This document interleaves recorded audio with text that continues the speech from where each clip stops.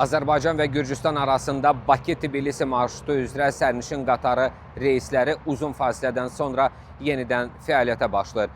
Gürcüstan hökumət administrasiyasının yaydığı məlumata əsasən iki ölkə arasında gündəlik sərnişin dəmir yolu daşımalarına mayın 26-sından etibarən start veriləcəkdir. Məlumata görə qərar Gürcüstanın baş naziri İrakli Kobaxidzənin Bakıya rəsmi səfəri çərçivəsində Azərbaycan tərəfi ilə keçirilən görüşlərdən sonra qəbul olunubdur.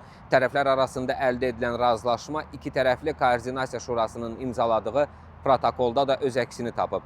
Yeni qərara əsasən Bakı və Tbilisi arasında sərnişin qatarları hər gün qarşılıqlı şəkildə fəaliyyət göstərəcəkdir.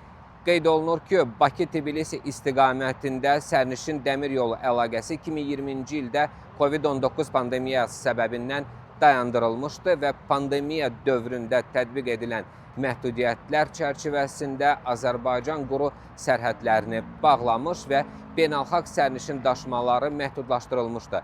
Həmin vaxtdan etibarən iki ölkə arasında əsas nəqliyyat əlaqəsi hava yolu vasitəsilə həyata keçirilirdi. Hazırda Azərbaycanda xüsusi karantin rejimi qüvvədə qalmaqda davam edir və quru sərhədlər bağlı olaraq saxlanılır.